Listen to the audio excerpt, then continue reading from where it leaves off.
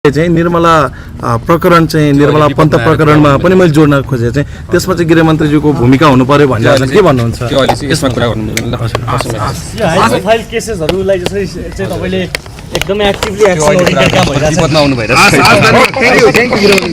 का लागि उहाँ गृहमन्त्री आउनुभएको हो। उहाँले हामीलाई अब छिटै मनसुन पनि आउने र अरू विपदका लागि कसरी तयार रहनुपर्छ भनेर हामीलाई सल्लाह दिनुभएको छ, निर्देशन दिनुभएको छ।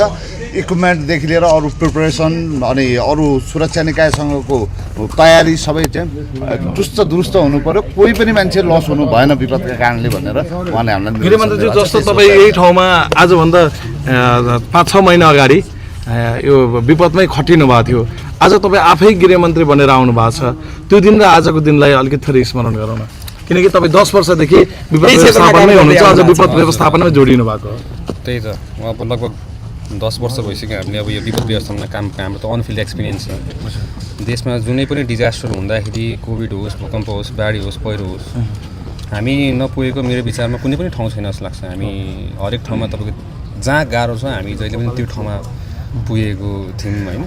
अब अस्तिको सन्दर्भमा अहिले सोच्दाखेरि चाहिँ मेरो विचारमा हैसियत बनाएर आए जस्तो लाग्छ। अब चाहिँ अब तपाईँले त्यति बेला धेरै कुराहरू गर्न सक्नु भएको थिएन, विभिन्न ठाउँमा पुग्नु भयो, आज त्यो कार्यान्वयन गर्ने ठाउँमा आउनु भएको छ। अब चाहिँ के गर्नुहुन्छ? अब चाहिँ ठ्याक्कै वर्षा सुरु हुने बेला भइसकेको छ, के छ प्राथमिकता, के पर्छ हजुर? यस्तो छ हजुरको डिजास्टरमा हामी एउटा विपद जोखिम भएको देश पनि हो क्या। तपाईँको धेरै जस्तो अब अर्थक्वेक भनौँ होइन, भूकम्प भनौँ, अब तपाईँको पहिरो बाढीहरू धेरै जस्तो हाम्रो देशमै भूगोलको हिसाबले पनि आउँछ नि त। अनि यो डिजास्टरको लागि हामीले प्रिपेयर गर्नलाई चाहिँ जहिले पनि हाम्रो प्रिपेरेसन जहिले ढिलो हुन्थ्यो कि, त्यही भएर हामी जस्तो अब भलन्टियर्सहरू आएर चाहिँ फिल्डमा खट्नुपर्ने हुन्थ्यो होइन। अनि हामीले एक दुईवटा प्रस्ताव चाहिँ हामीले अब यहाँ हाम्रो सिओ साहबसँग के राखेको छौँ भन्दाखेरि चाहिँ डिजास्टरको लागि चाहिँ हाम्रो एटलिस्ट कलेजसम्म प्र्याक्टिकल एजुकेसन भइदियो भने हामीसँग एउटा जुन चाहिँ म्यान पावर आउँछ, मेडिकल फर्स्ट रेस्पोन्डरहरू आउला त्यसमा होइन, तपाईँको विपदको बेलामा के गर्ने, कसरी पर्फर्म गर्ने, किन हामी त विपदमा भइरहेको छौँ हामी त होइन। त्यतिखेर चाहिँ हामीसँग इमेजिन गर्नुहोस् सबै स्टुडेन्ट्सहरूले प्र्याक्टिकल्ली यसलाई गर्नु सक्यो भने होइन, फर्स्ट एडहरू दिनु सक्यो भने कति कुराहरू हाम्रो आफ्नो बुवा बचाउनु मिल्छ होला, आमा बचाउनु सकिन्छ होला होइन, गाउँलेहरू बचाउनु सकिन्छ होला। त्यो हिसाबमा यसमा पाठ्यक्रममै राख्नुपर्छ कति कुराहरू चाहिँ प्र्याक्टिकल्ली भन्ने हिसाबले चाहिँ हामीले एउटा त्यही अनुसार हामीले निर्देशन पनि दिएका छौँ उहाँहरूलाई। अनि त्यो अनुसार शिक्षा मन्त्रालयमा निर्देशन जाला थियो। अनि पछिपल्ट गएर हामीसँग इनफ रिसोर्सेस र ह्युमन रिसोर्सेस भनौँ न, एउटा क्वालिफाइड ह्युमन रिसोर्सेस चाहिँ विपद व्यवस्थापनलाई आउँछ भनेको जोखिमभन्दा अगाडि तपाईँहरू तयारी गर्दै हुनुहुन्छ? हजुर हजुर। अनि यो अहिलेको अब मनसुन आउनुभन्दा अगाडि नै कोही पनि टिमहरू स्पेसली भनौँ अब सशस्त्र प्रहरी बलको हाम्रो विपद व्यवस्थापनको टिमहरू उहाँहरूलाई चाहिँ अहिलेदेखि नै फिल्डमा खटाउनु पर्ने, अहिलेदेखि नै प्र्याक्टिकल गरेर राख्नुपर्ने, अहिलेदेखि नै ट्रेनिङ गरेर राख्नुपर्ने, अहिलेदेखि नै प्रिपेयर गरेर राख्नुपर्ने र जहाँ जोखिम छ त्यहाँ चाहिँ अलर्ट कन्डिसनमा र रेडीमा कुनै पनि नागरिकले यो विपदले गरेर चाहिँ ज्यान गुमाउनु नपरोस् भन्ने हिसाबले चाहिँ हामीले काम गर्नलाई हामीले निर्देशन दिएको छौँ। लास्ट क्वेसन गृहमन्त्रीज्यू, त्यो धेरैले हुन्छ हस् हस् जुस लिएर आइस न, मसँग यहाँ छैन, के गरौँ त, तपाईँले पठाइदिएर राम्रो नि हजुर। हस् हस् हस् म यहीँ छु। हस् ल अब सिडिओ साहब आउँदै हुनुहुन्छ ललितपुरको, सिडिओ साहब भन्नु लाग्नु पऱ्यो, मनसुन तोक्नुपर्छ, पक्राउ गरी होइन र। सुदन गुरुङलाई चाहिँ भन्नु पर्यो नेपालको छोरो, एउटा छोरो रहेछ, हामी त 2 वर्षसम्म गएर बसेका छौँ। आज सुदन आउने बित्तिकै पक्राउ गर्यो नि यस्ता अपराधीहरूलाई।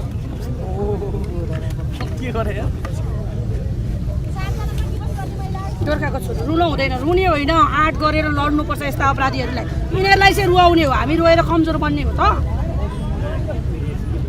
रुनु हुँदैन। यो केस चाहिँ तपाईँहरू सबैजनाले पनि पुर्याइदिनु होला। मैले नै यो स्टार्टिङ गरेको थिएँ, उनी मर्न भनेर गएको थिइन्, अनि मैले मर्न हुँदैन बहिनी, तिमी लड्नुपर्छ है भनेर म चुनाव छोडेर आएर यो मुद्दा दर्ता गराएर पक्राउ पुर्जी लिएर आएको थिएँ।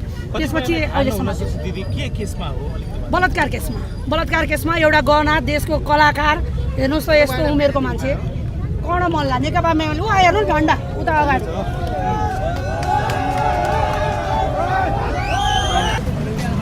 दिदी तपाईँलाई त लखेटियो त त्यहाँ यस्तो छ, लखेटियो भन्दा नि प्रहरीले मलाई घेरा हाल्नुभयो र तपाईँलाई हामी सुरक्षित स्थानमा लिएर जानुपर्छ भनेर आउनुभयो। अब प्रहरीले भनिसकेपछि म कानुनलाई अवलम्बन गर्ने मान्छे ठिकै छ भनेर प्रहरीसँग आएको। तपाईँलाई त त्यहाँ अपशब्दहरू बोलेर लखेटिँदै थियो क्या अब त्यो मैले सुनेन के गरिरहेको थियो भन्ने कुरा होइन।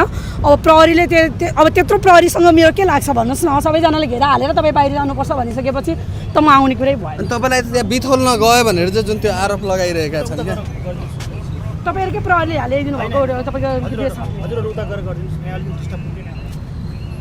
त्यस्तो तपाईँहरू खिच्नुहोस् त। उहाँको डिएसए साहबले मलाई यहाँबाट सुरक्षित छैन, हामी सुरक्षाको घेरामा लान्छौँ भनेर मलाई यहाँ ल्याएर राख्नु भएको छ। प्रहरी के भन्नुहुन्छ उता जानुहोस् भन्नुहुन्छ। ठिकै छ, के बिग्रिन्छ भने मलाई त छोस् न। होइन भर्खर जनावरको पक्राउपुर्ति आउँछ, के बिग्रिन्छ मलाई? म त छोस् भन्ने चाहेको छु नि। म त गएकै थिएँ, मलाई त थाहा पनि थिएन त्यहाँ के थियो भन्ने कुरा पनि थाहा थिएन। अब हेरौँ पक्राउ भएपछि कुरा गरौँला नि, पहिला कान सफल होस्। होइन यहाँ एमालेको नेता चाहिँ कर्णमल्ल पक्राउ गरिसकेपछि बहिनी अनुसन बसेकी छिन् अनि प्रहरीले रिक्वेस्ट गर्नुभयो अनुसन तोडिदिनको लागि र यहाँ आएको। हजुर अब यस्तो छ, पक्राउ गर्नुपर्छ। अब सरकारले के गर्छ त्यो त सरकारको हातको कुरा हो। म ढुक्क छु। गोर्खाको छोरो पाएका छौँ हामीले, एउटा सच्चा सपुत सुदन गुरुङ पाएका छौँ यो देशको गृहमन्त्री। उहाँले पक्कै पनि न्याय दिनुहुन्छ, म विश्वस्त छु। यस्तो छ होइन, प्रदर्शन आफ्नो गर्न पाइयो त्यो आफ्नो कुरा हो। म चाहिँ बहिनीको लागि आएको हो। एकैछिन ल, बहिनीको त्यतैतिर बरु एकैछिन। पूर्व प्रधानमन्त्री नेकपा एमालेको नेतालाई समातेर चाहिँ जुन कार्य भइरहेको छ त्यसको विरोधमा त एउटा कुरा नि, तपाईँको पार्टी अध्यक्ष मात्रै होइन सँगसँगै रमेश लेखक पनि पक्राउ पर्नुभयो। अब काङ्ग्रेसले त सडकमा आएको छैन, तपाईँहरू मात्रै आउनुभयो, कारण के त? तपाईँहरूको मात्रै पार्टीको व्यक्ति पक्राउ परेको होइन नि। उसको के अरे बालेनको भोलि यही हिसाबले र यही ढङ्गले जान्छ भने नेकपा एमाले मात्र होइन नेपाली काङ्ग्रेस पनि यो आन्दोलनमा समावेश हुनेछ र तपाईँहरूले गृहमन्त्री पूर्व गृहमन्त्रीको चाहिँ गृह जिल्लामा चाहिँ नेकपा एमालेको युवा नेताहरू साथीहरू कार्यकर्ताहरू चाहिँ आन्दोलन निस्केको तपाईँहरूलाई थाहा होला, थाहा नै छ हिजो मात्र। त्यसैले चाहिँ यो हाम्रो नेकपा एमाले मात्रै आन्दोलन गरेको जस्तो लाग्यो। आन्दोलनको प्रारूप कस्तो हुन्छ त अबको अवस्थामा? होइन, हाम्रो चाहिँ कार्की आयोगले चाहिँ जुन प्रतिवेदन निकालेको छ त्यो निष्पक्ष ढङ्गले छानबिन हुन पर्यो।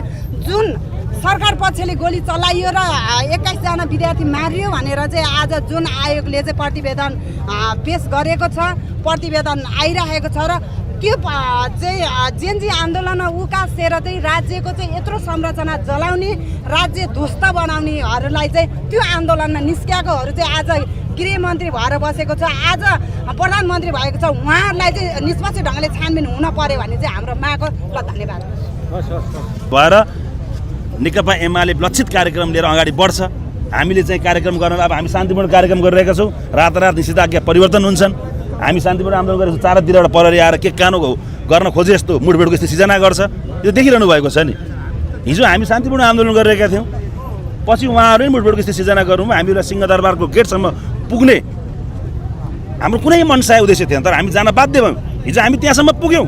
यदि यो सरकारले अझै हामी माथि यस्ता गतिविधि अप्नाउँछ, अझै हामी माथि निर्मम रूपमा प्रस्तुत हुन्छ भने हामी सिंहदरबारका गेट पनि पुग्न सक्छौँ, उहाँहरूका घर पनि पुग्न सक्छौँ, उहाँहरूका कार्यालय पनि पुग्न सक्छौँ। भनेपछि तपाईँ फेरि घरहरू जलाउने, कार्यालय जलाउने त्यो तयारी गर्नुभएको छ तपाईँ? जसले जे सिकायो त्यही हुन्छ।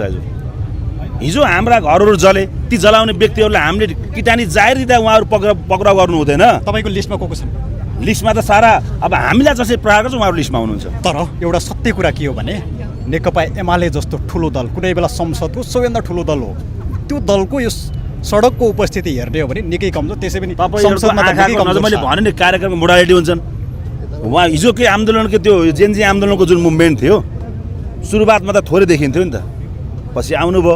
हामीलाई के लागेको छ भन्दा सरकारले जुन कदम चालेको छ आफ्नो गलत कदमलाई सच्याउनेछ। हामीलाई उहाँहरूलाई स्वागत के गर्न चाहन्छौँ भन्दा जुन किसिमको निर्णयहरू उहाँहरू गर्दै हुनुहुन्छ, 2046 साल यताका भ्रष्टाचारका फाइलहरू उहाँहरू खोल्ने भन्नुभएको छ, त्यो एकदम हामीले स्वागतको ताली बजाएर स्वागत गर्छौँ। त्यो मात्र नभएर जसले छोटो समयमा जसको आर्थिक स्थिति नसोचेको बढेको छ त्यसलाई पनि छानबिनको दायरामा ल्याऊ सरकार, चाहे त्यो म भए पनि ल्याऊ, चाहे हामीलाई पनि ल्याऊ। विद्यार्थी सङ्गठन पनि खारेज गर्ने भने त्यो कुरा कति न्यायसङ्गत हुन्छ? उहाँहरू त्यो आवेशको भरमा, स्टन्टबाजीको भरमा, त्यो नायक फिल्ममा जस्तो रातारात एक दिन सबै कुरा गर्छु भनेर हुँदैन। वास्तविक जीवन र फिल्म त फरक होला नि त। उहाँहरू फिल्म शैलीमा उपस्थित हुन खोज्नुभएको छ, जनताको मानसिकतामा उहाँहरूले घोर अपमान गर्नुभएको छ। किनभने जनताको म्यान्डेट प्रतिशोध साध्न दिएको थिएन। जनताको म्यान्डेट भनेको यो मुलुकलाई समृद्ध बाटोमा लैजानको लागि हिजोका राजनीतिक दलले गरेनन्, केही गर्लान् कि भन्ने अपेक्षा थियो। तपाईँहरू कहिलेसम्म सडकमा? हामीहरू सडकमा कहिलेसम्म भन्दा उहाँहरूका अन्याय र अत्याचारका विरुद्धमा, प्रतिशोधको राजनीतिका विरुद्धमा हामी सधैँ सडकमा आउँछौँ। हस्, धन्यवाद।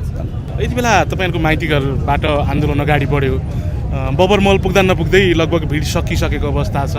हिजोको जुन उत्साह तपाईँहरूमा देखियो आज देखिएन, यसलाई के बुझ्ने? तपाईँहरूको कार्यकर्ताले नि केपी ओली समात्न ठिकै रहेछ भन्ने सम्झे कि बुझे कि के हो यो? तपाईँहरूलाई त्यस्तो लाग्ने स्वाभाविक हो। आन्दोलनका आफ्ना कार्यक्रमहरू हुन्छन्। हिजो हाम्रो कार्यक्रम विरोधको कार्यक्रम थियो भने आज हामीले ज्ञापन पत्र बुझाउने कार्यक्रम हो। यो काठमाडौँ जिल्लाले देशैभरिका जिल्ला कमिटीहरूले चाहिँ आयोजना गरेको एउटा ज्ञापन पत्र बुझाउने कार्यक्रम हो। हिजोको कार्यक्रमको सेड्युल र आजको कार्यक्रमको प्रक्रिया कार्यक्रमहरू नै फरक विषय हो। तपाईँहरूले त्यसरी बुझ्नुपर्छ। हजुर, जस्तो कि तपाईँहरूको यहाँ ज्ञापन पत्र बुझाउन जाने भनिरहँदा बुझाउनु भयो त अहिलेको अवस्थामा ज्ञापन पत्र? यहाँ प्रहरीले बेरिकेड लगाइराखेको राज्य सत्ताले रातारात यो निषेधाज्ञा परिवर्तन गर्यो, यो क्षेत्र निषेधित क्षेत्र परिवर्तन गर्यो। हामीलाई त्यहाँसम्म जाने कुराहरूले दिनु भएन वातावरण। उहाँहरूलाई के लाग्यो भन्दा हिजो हामी सिंहदरबारको गेटसम्म पुग्यौँ, उहाँहरूलाई अलिकति डर पनि लाग्यो। हाम्रो त नियत सिंहदरबार गेटमा पुग्ने थिएन। परिस्थिति उहाँले मुठभेडको बनाइसकेपछि हिजो हामी सिंहदरबारसम्म पुग्यौँ।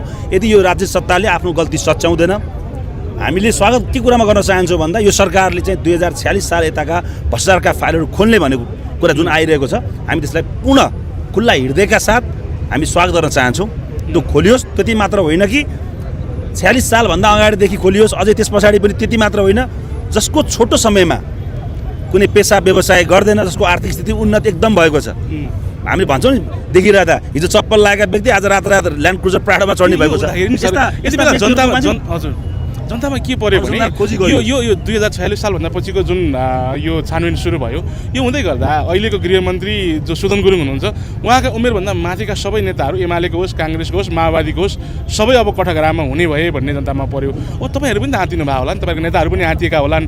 किनभने यो जुन तपाईँले भन्नुभयो नि, चप्पल लगाएर आएकाहरू, महल र आलिसान गाडीको मालिक बनेकाहरू त यहाँहरूकै पार्टी, पुरानै पार्टीका हुन्। व्यवसाय नभएका, आर्थिक आफ्नो चाहिँ उत्पादनको क्षेत्र नभएका, तर रातारात तपाईँको चाहिँ महल खडा गरेको अनुसन्धान हुनुपर्छ। जसले भ्रष्टाचार गरेको होस् कि सेटिङ मिलाएको होस् कि त्यस्ता कोही पनि छुट्नु हुँदैन। त्यसका लागि यो सरकारलाई साथ दिन हामी तयार छौँ। चाहे हाम्रा पार्टीका नेता किन नपरुन्, कार्यकर्ता किन नपरुन्, हामी त्यसको विरोध गर्दैनौँ। तर ओलीजीमाथि भएको छानबिनको प्रक्रिया हुन्छ। एक पक्षीय रूपमा जेनजी आन्दोलन घट्यो, 2324 गतिको घटना छ। 23 गतिको विद्यार्थीहरू सडकमा आन्दोलनमा जाँदा गोली प्रहारबाट उनीहरूको मृत्यु भएको छ। पूर्वक हाम्रो यो अहिले आन्दोलन भएको छ। तताउनुको अर्थ के हो त? कानुन अहिले सडक तताएको होइन, मैले फर्स्टमै भनेको छ, यो त एउटा टेलर हो, यो एउटा टेलर मात्रै हो। हामीले यो तताएकै छैन। यति नेकपा एमाले सडक तताउने चाह्यो भने तपाईँहरूको यो क्यामेरा बुम तेर्साएर सक्ने छैन। यो सबै जिल्लामा एकैचोटि, एकै घन्टा, एकै मिनटमा हुनेछ। धन्यवाद।